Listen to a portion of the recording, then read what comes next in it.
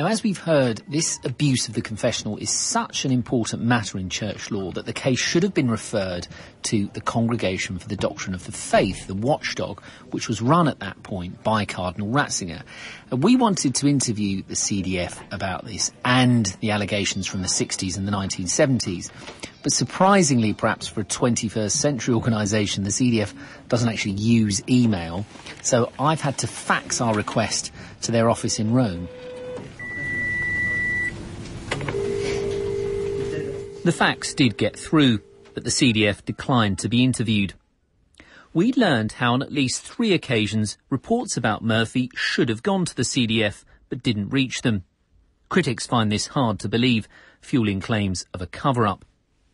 The Vatican says the first time it heard about the Murphy case was in 1996. This was when a letter was sent to Cardinal Ratzinger at the CDF from the then Archbishop of Milwaukee, Rembert Weekland. An arch-liberal, he was once touted in some circles as a future pope. Archbishop Weekland has been portrayed in the media as a valiant whistleblower, trying to get a reluctant Vatican and Cardinal Ratzinger to take action. When you've had your first experience of having to be the butt of the anger, and righteous anger on the part of victims, then you realize how deep these hurts are. I was pushing for the sake of the deaf community. And you commissioned an assessment of Father Murphy, didn't you, in yes, 1993? I did. What did you make of that assessment when you saw it then? I was frightened silly. That probably was the point where I said, wow, this is worse than I thought it would be. I felt this is a bomb that could go off at any time. The 20-page report commissioned in 1993 lays out Murphy's offences in graphic detail, his continuing danger to children and the extent of his crimes. Complainants allege the client sexually abused about 200 students. This estimate is likely to be fairly accurate. There is strong likelihood the boys confused the sex education session with confession. But in spite of these explosive contents, Archbishop Weekland waited 2 years before taking decisive action. Father Tom Brundage was the church lawyer eventually brought in to try and defrock Murphy. In my entire life, I have never had a greater sense of the palpable presence of evil. Basically, for Catholics, there's 2 super sacred spots. One is the altar and the other is the confessional.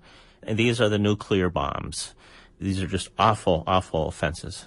Under church law, an archbishop can defrock a priest without getting permission from the Vatican.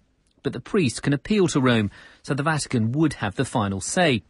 Tom Brundage was sure Murphy would appeal and wanted to make sure the case against him was watertight. The nightmare scenario for me with the Murphy case was us doing a procedural mistake.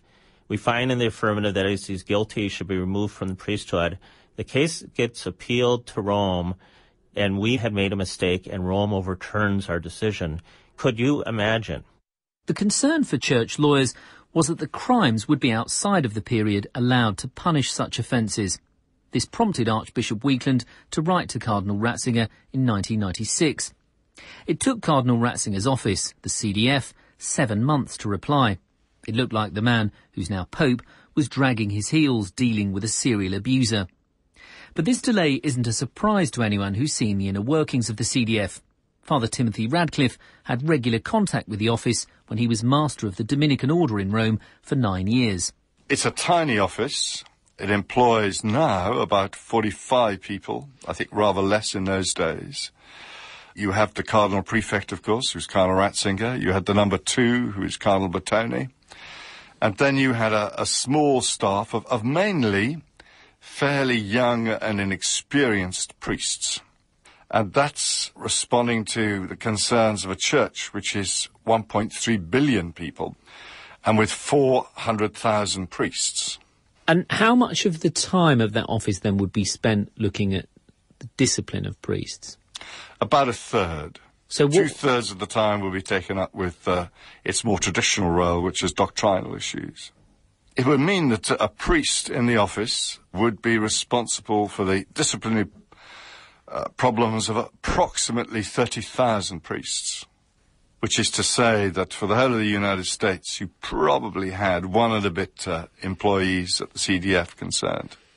But there's another damaging allegation laid at the Pope's door, that he intervened to prevent Father Murphy being defrocked.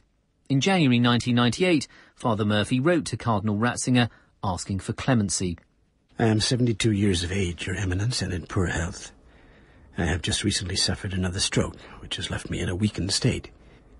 I have repented of any of my past transgressions. I simply want to live the time that I have left in the dignity of the priesthood. I ask your kind assistance in this matter. So did Cardinal Ratzinger see this letter and then act upon it? We've spoken to a former insider at the CDF.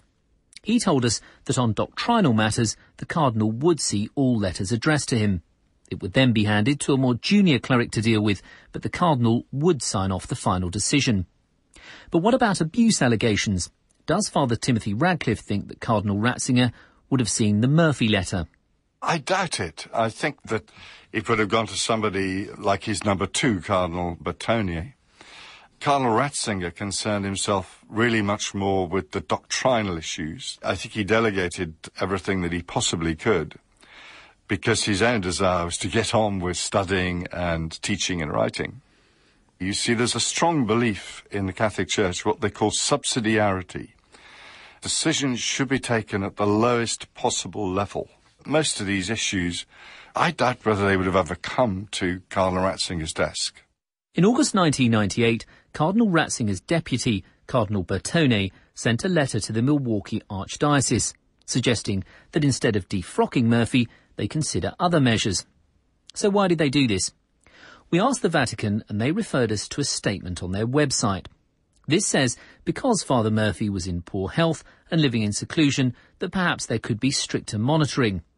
Archbishop Weekland was unhappy with the line that the Vatican took. I had the feeling that they were not totally attuned to the pastoral implications here of the hurts of the victims. Well, I would have liked to have continued the case and have it judged to make sure that he would have been stripped of his priesthood. We had already put all the restrictions you could put on Father Murphy. I was more worried about trying to find a way of healing the deaf community. Nevertheless, Archbishop Weekland went ahead and stopped the case. So was the letter from Cardinal Ratzinger's office a suggestion or an order? Church lawyer Tom Brundage. I'm surprised that it wasn't a stronger statement, because it did seem to leave open the door to us saying no, because it was not a direct order. Archbishop Weekland loved to fight with Rome, and looking back, I'm a little bit surprised that he did start the process of abatement. The Vatican clearly made mistakes, but then so too did Archbishop Weekland.